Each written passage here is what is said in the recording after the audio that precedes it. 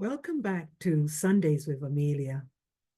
Today is Sunday, July 7th, and I trust that everyone had a peaceful and a joyous July 4th. As we just celebrated July 4th, when America turned 248 years old, a celebration of America's freedom. My platform is based on American values of freedom, equality, justice, and opportunities for all, and self-reliance, self-improvement through hard work. Most would agree that the First Amendment to our Constitution is the greatest of our freedoms. It is the greatest gift we have, and it comes from the Almighty God. Freedom is a God-given right. We are all American citizens, and I plead, let's not be divided based on color, ethnicity, faith, or political affiliation. Each life has great worth and tremendous God-given potential. In the counties of DeKalb, where I live, and Gwinnett, where portions of Peachtree Corners belong to State Senate District 40, and the rest in the state of Georgia, and throughout our country and the world, I would encourage that we prioritize our time and investments for our children and our grandchildren.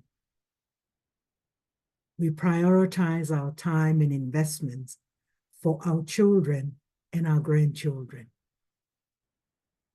Ignore the agenda that divides us and strive to find common ground.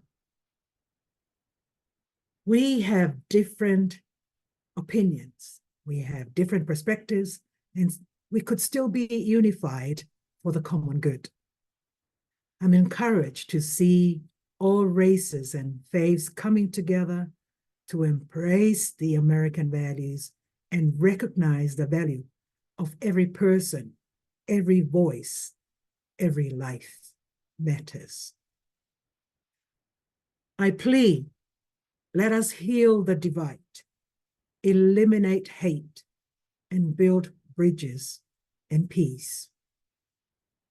Peace in the home, peace in the neighborhood, peace in the community, and peace in our great state of Georgia. On July 4th, I joined many joyful people of diverse background at the Dunwoody parade. At my table at the Dunwoody parade, I had small flags of America and Israel, and some folks came around and collected these small flags of America, of Israel. Some took both, some took their preferences, and some acknowledged my presence, which I really want to appreciate and say thank you so much for coming around and thank you for your support. And some even spent 5 minutes of their time to chat with me. About 3 different persons came around in these chats and asked me whether I support Israel, whether I support Israel. I was pleased to share my position that I support Israel, and I denounce anti-Semitism and recognize the value of every life and voice.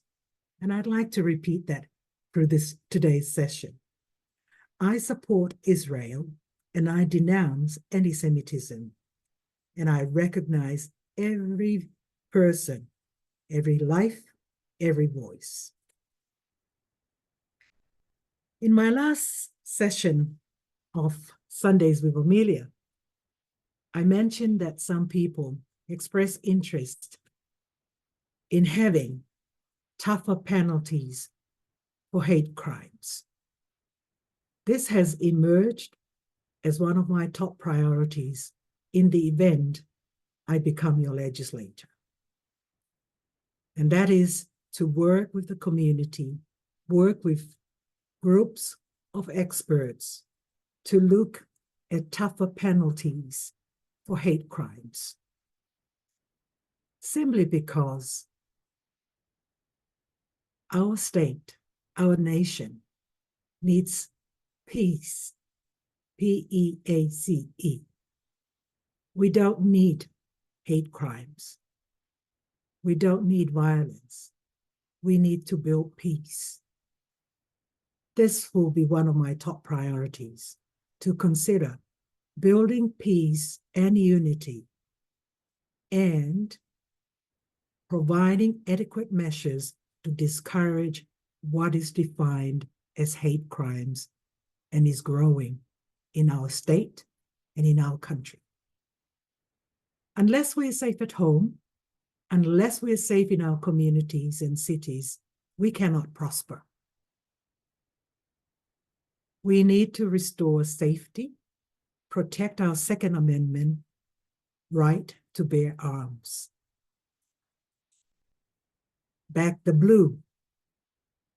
Support the blue.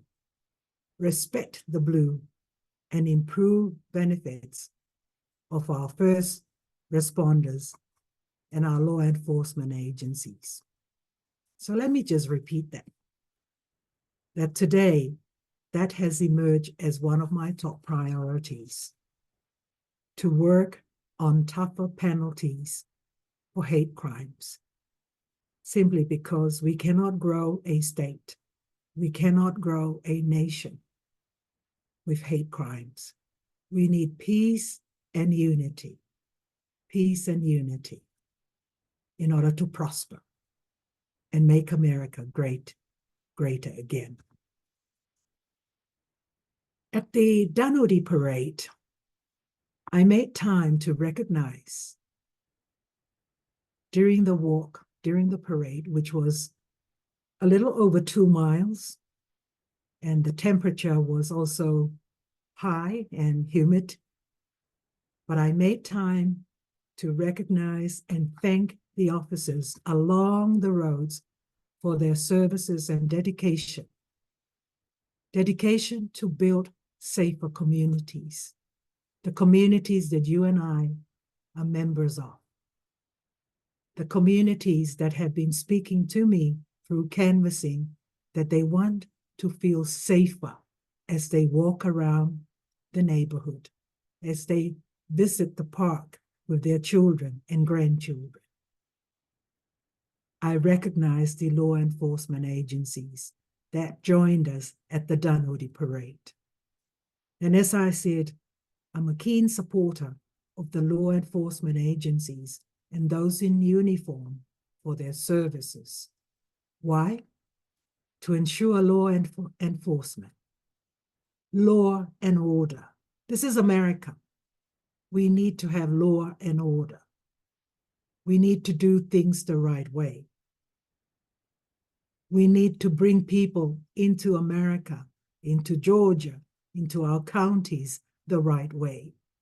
And that is through law and order, through formal procedures to have the right to enter a state or have the right to enter a country.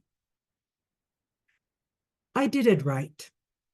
As an immigrant, I brought my family, my husband, and our 5 children to America in 2005. We came here when our petition for a green card for each one of us was approved. We waited.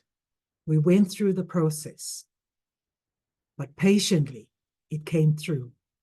And we proudly entered the United States of America, our new home, as proud as any other American, coming to America for your American dream.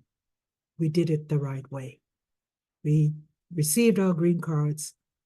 We came here.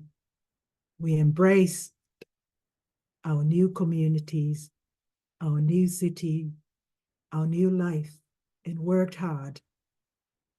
And in the process, we became citizens of America, and we are Americans, and we're very proud Americans that we did it the right way. And we continue to work hard towards achieving and fulfilling our American dream. As we aspire to be better citizens in the state of Georgia, in our country, the United States of America, we continue to be faced with many different challenges. And inflation hurts everyone. You, myself, my dollar purchasing power has lost about 25% in the last 3-4 years due to inflation. How about yours? I'd love to hear about how your purchasing power has lost or has gained in the last 4 years due to inflation. How does inflation happen? Simple. Through the printing and expansion of the currency supply by our central bank. In other words, the Federal Reserve. Printing and expansion of the currency supply devalues the US dollar. Are there alternatives? What are alternatives? Why don't we dig into alternatives as part of an economic development from the bottom up in our next session? I leave that with you. But coming back to inflation, as it hurts everyone, what do we find? Our average weekly earnings are down. Others find not only their average weekly earnings are down, but they have to prioritize what to purchase. It's either you pay your mortgage, your car payment, your insurance payments, and you also have to put food on the table for the little ones or for the older ones. It is not easy. It is not easy today. We're in July 2024, and we find that these decisions are stressful. Going through your household budget to try and make ends meet are the realities for many of us living in certain brackets of income. We need help. We need more help as we continue in this journey of what we refer to as life. We want better standards of living. And I hear that. I hear that from every voter that I talk to. It's either about housing, it's either about the cost of groceries at Kroger or Publix or Costco or at the markets. Nothing is cheap today. Job security is fragile. And home ownership is out of reach for most young families and even older families. Things are changing, and we want better changes. That is what everyone is pointing to. Where we will be in the next 2-3 years, where we will be in 2025. Let me end my short session today by challenging us to think about, in the long term, what unites us as the great USA, the common goods. We're all interested. We all have a saying with the common goods that we see every day that is becoming lesser and lesser. We need to unite on those common goals, common goals are shared values. Our shared values, our shared American values, enable us to see things in a very different perspective, to see life better, not to see things in colors, not at all, but to see what is going to be meaningful to my children, my grandchildren, and yours. Next session, which will be next Sunday, I'd really like us to hone into our state's balance sheet, our state budget. Does it show a surplus? Let's pay attention to our state's debts and see what can be done in 2025. What can be done to our family state budget in our next session next Sunday. I leave you with some words of, it's very much a personal plea from me, and also to remind myself every day as I go around canvassing, I'm an American citizen. I promote unity. I do not see America going forward in a better America if we are divided based on our political beliefs, our political ideologies, and our political affiliation. Let's not be divided based on those. Let's not be divided because I'm colored and you're not colored. You're Caucasian, you're a different color. Let's not be divided on those. Let's not be divided on faith because I'm a Christian and you're not a Christian. You worship your own God, which I respect. Let's not be divided. Let's unite. Each life has great worth and tremendous God-given potential. I am running for State Senate District 40, which includes Brookhaven, Chamblee, Doraville, Dunwoody, and portions of Peachtree Corners. And we all happen to live in the state of Georgia. We want to see a prosperous Georgia. We want to see a prosperous states district, Senate District 40, and the rest of our neighboring counties. We can have different opinions and perspectives, but we can still be unified for the common good. Look up ameliaforgeorgia.com. Please talk to me. Please send me emails on your ideas. Please join me in this journey as we aspire to be a better Georgia, a better SD40 comes 2025. I wish you a great Sunday evening and thank you for all the support that I've been receiving so far. And I do look forward to having a conversation, listening to you as voters of Senate District 40. Manuia le afiafi, ofa ke kau a eiki ya kimoto. God bless you all.